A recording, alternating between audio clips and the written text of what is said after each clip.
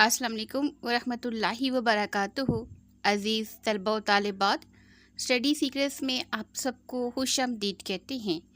Dear student, आज हम जमात नहम के बनाए गए नए ग्रुप्स में हेल्थ साइंस की किताब में चैप्टर नंबर 1 पढ़ रहे हैं। और चैप्टर नंबर 1 में हमारे पास टॉपिक है टाइप्स ऑफ डिजीज़, यानी बीमारियों की अक़साम के बारे में आज हमने पढ़ना है। इससे पहले हम हेल्थ और इलनेस का टॉपिक पढ़ चुके हैं। टाइप्स ऑफ डिजीज़ क्वेश्चन हमारे पास आएगा, how many types of disease की कितनी टाइप्स हैं। ये शॉर्ट क्वेश्चन भी होगा और उसके अलावा पूरा लॉन्ग सवाल भी बनकर आएगा, जिसमें हमने तमाम टाइप्स की डिटेल भी बतानी होगी। तो शॉर्ट क्वेश्चन है, how many types of disease can be classified into 2 main types. Disease यानी बीमारियों को 2 मेन बड़ी टाइप्स में क्लासिफाइड तकसीम किया जाता है। नंबर 1 है communicable and non communicable disease. ये 2 मेन टाइप्स हैं। अब आपने ज़हन में होगा कि कम्युनिकेबल यानी कम्युनिकेशन से निकला है, गुफ्तगू, बातचीत, तो ये कौन सी टाइप है। तो कम्युनिकेबल से मुराद वो टाइप ऑफ डिजीज़ है जिसमें से बीमारी या जर्म्स जो होते हैं वो ट्रांसफ़र होते हैं from one person to another person. तो ऐसी बीमारियां जो होती हैं वो शॉर्ट टर्म की ड्यूरेशन के लिए होती हैं, इसलिए उन्हें कम्युनिकेबल डिजीज़ कहा जाता है। और नॉन कम्युनिकेबल डिजीज़ जो होगा वो उसका उलट होगा। क्वेश्चन टाइप की डेफिनेशन की तरफ बढ़ते हैं। कम्युनिकेबल डिजीज़ और सवाल आएगा, define communicable disease with example, कि कम्युनिकेबल डिजीज़ की तारीफ़ करें और साथ में एग्जांपल भी दें। यहाँ पर मज़ीद वजाहत के लिए लिखा है, ट्रांसफ़र की ऐसी डिजीज़ होती है, transfer from one person animal things to other, कि ये ऐसी बीमारी होती है जो किसी शख्स से, किसी जानवर से या फिर किसी चीज़ से दूसरे की तरफ ट्रांसफ़र होती है। These are the illness caused by the infectious agent such as bacteria, viruses, fungi और पैरासाइटिस। तो ये वो बीमारियां हैं जो कि इन्फेक्शन फैलाने वाले जो एजेंट्स होते हैं, जरासीम, जैसे कि बैक्टीरिया, वायरस, फंजी और पैरासाइटिक्स, इससे फैलती हैं। These diseases can spread, अब यहाँ पर बताया जा रहा है कि ये जो बीमारियां हैं can spread from one person to person, person to person, एक शख्स से दूसरे शख्स की तरफ ये फैलती हैं, और from the environment to person, या किसी माहौल से दूसरे शख्स की तरफ। मज़ीद वजाहत के लिए ये है कि ये ऐसी बीमारी है जैसा कि किसी को इन्फेक्शन हो जाता है, जरासीम ट्रांसफ़र होते हैं, खांसी है, चेस्ट इन्फेक्शन है, मौसम ख़राब है, उसकी वजह से कोल्ड, इन्फ्लुएंज़ा वगैरह, तो ये वो बीमारियां हैं जो कि कम्युनिकेबल डिजीज़ में आती हैं। Communicable disease can be classified on the basis of the causative organism, के कम्युनिकेबल डिजीज़ वो उनको क्लासीफाई किया जाता है, उनको मज़ीद तकसीम किया जा सकता है किस बेस पर, कॉजेटिव ऑर्गेनिज्म यानी उन जरासीम पर जो कि जल अट्रैक्ट करते हैं। जैसे फ़र्ज़ करें एक गंदगी का ढेर पड़ा हुआ है तो उसके ऊपर फ्लाइज आ रही हैं, या कोई खुले बर्तन में कोई मीठी चीज़ या इस तरह का कोई फ्रूट वगैरह पड़ा हुआ है, तो उसके ऊपर जो है वो फौरी तौर पर उसकी स्मेल से जो है वो फ्लाइज और इस तरह की जो चीज़ें हैं वो आना शुरू हो जाएंगी। तो वो स्मेल की अट्रैक्टिव की वजह से होता है। तो यहाँ पर है कि ऐसी बीमारियाँ होती हैं जो कि अट्रैक्टिव जरासीम की वजह से, अट्रैक्टिव ऑर्गेनिज्म की वजह से उन पर इजाफा होता है जर्म्स का, और फिर इस तरीके से वो 1% to person, animal to animal और थिंग से जो है वो एक जगह से दूसरी जगह जो है वो ट्रांसफ़र होती हैं। यहाँ पर पहले क्वेश्चन था डिफाइन कम्युनिकेबल डिजीज़, तो यहाँ से लेके यहाँ तक इस सवाल का जवाब होगा। नेक्स्ट जो है, communicable disease can be classified on the basis of the causative organism, these are as follow. तो यहाँ से नया सवाल भी स्टार्ट हो सकता है और नया सवाल भी बन सकता है, how can we classified communicable disease, हम कम्युनिकेबल डिजीज़ को कैसे क्लासिफाइड करते हैं। तो आएगा we can classify communicable disease on the basis of the causative organism, these are as follow. तो इस सवाल का जवाब इस तरीके से आपने स्टार्ट करना है। और यहाँ पर क्लासिफिकेशन में 5 जो है वो पॉइंट दिए गए हैं, 5 टाइप्स बयान की गई हैं क्लासिफाइड। तो उसमें सबसे पहले हमारे पास है बैक्टीरियल। मेन जो फैक्टर है वो बैक्टीरिया है, और बैक्टीरिया से कौन कौन सी बीमारियां जो होती हैं वो आती हैं, टाइफाइड, कॉलरा, ट्यूबरक्लोसिस। तो ये 3 बीमारी हैं। आपने इन बीमारियों के नाम जो है वो याद रखने हैं कि बैक्टीरिया की वजह से कौन सी होती हैं, क्योंकि ये आपका शॉर्ट क्वेश्चन भी हो सकता है और आपका ऑब्जेक्टिव पेपर भी आ सकता है, उसमें भी पूछा जा सकता है। तो आपके ज़हन में ये होनी चाहिए कि बैक्टीरिया की वजह से कौन कौन सी बीमारियां आती हैं। नंबर 2 है वायरल। वायरस से मुराद है कॉमन कोल्ड, ज़ुकाम जैसे ठंड वगैरह होती है, इन्फ्लुएंज़ा, HIV इन्फेक्शन, हेपेटाइटिस और डेंगू वगैरह। तो ये वायरस से फैलने वाली बीमारियां हैं। नंबर 3 है प्रोटोजोल, इससे मलेरिया और कालाजार। ये बीमारी जो है कॉलरा, ये खटमल के काटने से पैदा होती है, जिसम पर छोटे छोटे जो है वो दाने निकल आते हैं और उससे इन्फेक्शन जो है वो मज़ीद बढ़ जाता है। नंबर 4 है fungal infection of nails, groins, skin, hair.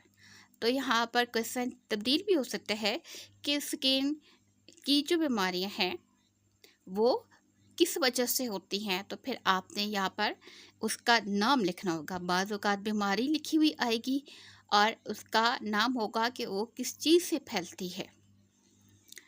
Number 5 है parasitic infection of intestinal worm, round worm और लाइसिस। ये वो वाले जर्म्स होते हैं या वो बीमारी होती है जो कि जानवर जो होते हैं दूसरे जानवरों पर मुकम्मल इन्हिसार करते हैं और उसका खाया हुआ जो होता है उसे मज़ीद खाते हैं। जैसे वर्म्स हैं, राउंड वर्म यानी कि पेट के कीड़े, और उसके बाद लाइसिस जुएँ जो इंसान के बालों में या जानवरों के बालों में होती हैं, और उस वजह से जो है वो इंसान का जो अपना खून है, इंसान की जो अपनी खुराक है, उसी की खुराक को मज़ीद जो है वो खा रहे होते हैं। तो ये हमारे पास कम्युनिकेबल डिजीज़ में से वो 5 टाइप्स हैं जिनको क्लासिफाइड किया गया है कि वो कौन कौन सी हैं। यहाँ पर एक येलो बग्स है और येलो बग्स में दोनों की डेफिनेशन और दोनों का डिफरेंस बताया गया है कि कम्युनिकेबल और नॉन कम्युनिकेबल डिजीज़ कौन सी हैं।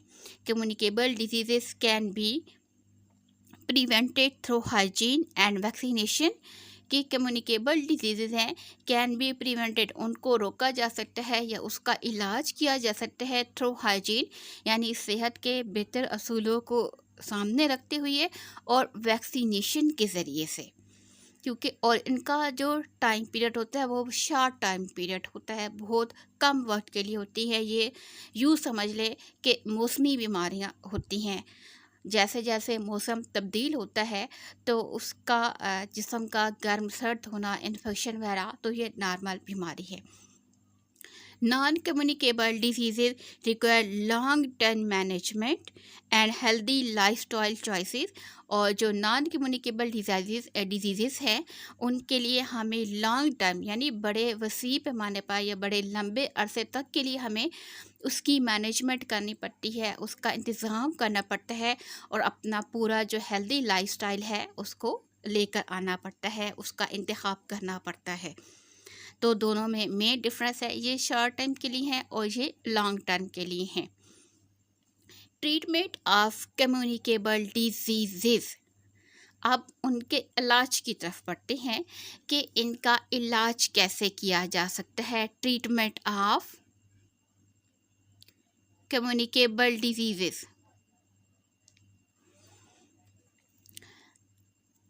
क्वेश्चन है describe treatment of communicable disease.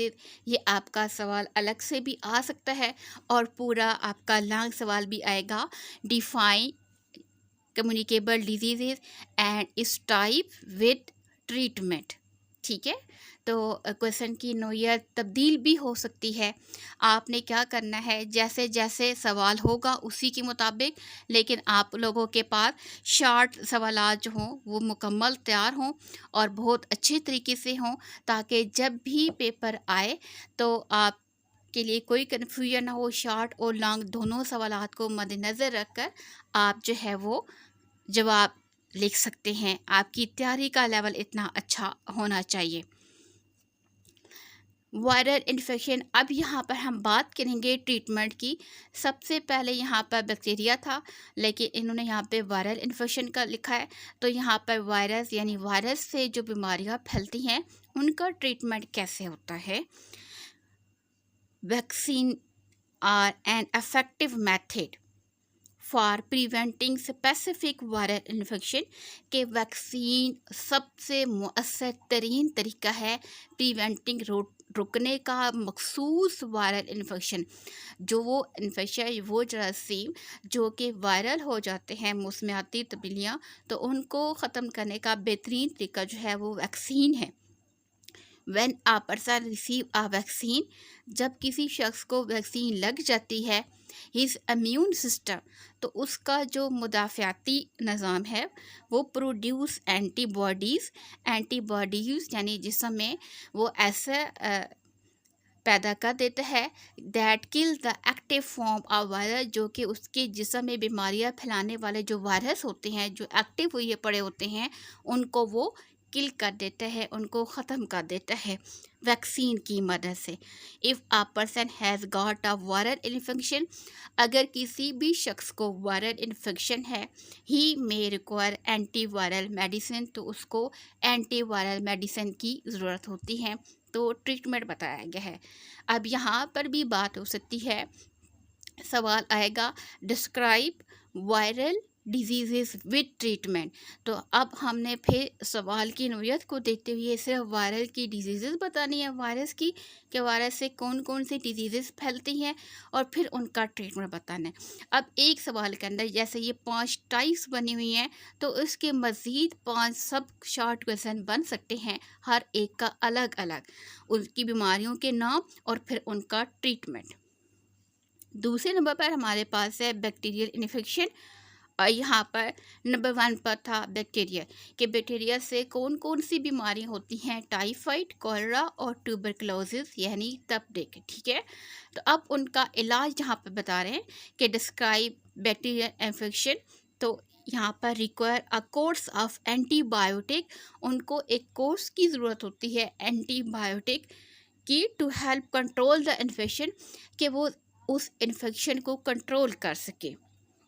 Antibiotic can kill bacteria और स्लो देयर ग्रोथ। एंटीबायोटिक का क्या काम है कि वो बैक्टीरिया जिसकी वजह से वो बीमारियां फैल रही होती हैं, या तो उनको ख़त्म कर देते हैं या फिर उनकी ग्रोथ जो है वो स्लो कर देते हैं।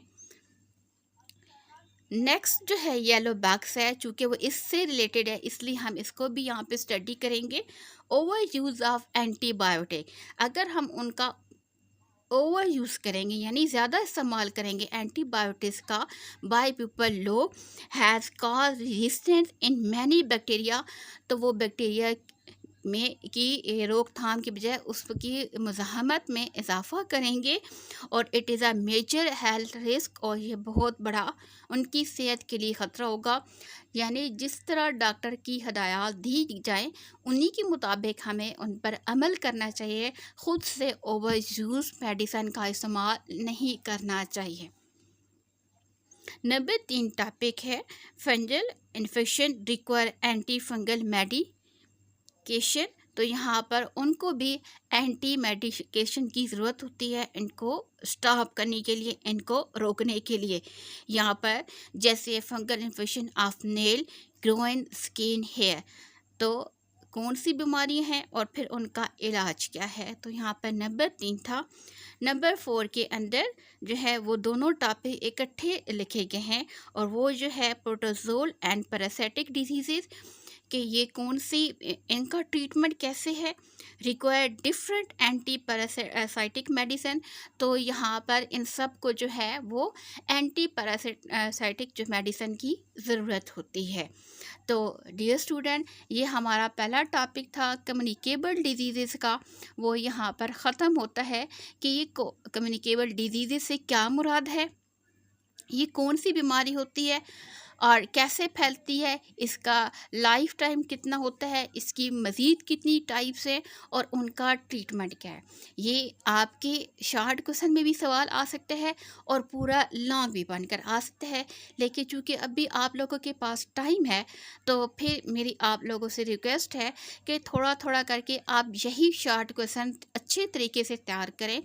तो जितने अच्छे तरीके से आप शॉर्ट तैयार करेंगे, अगर लॉन्ग सवाल यही में से एक आ गया तो वो आपका लॉन्ग सवाल भी इंतहाई बेहतरीन सवाल होगा।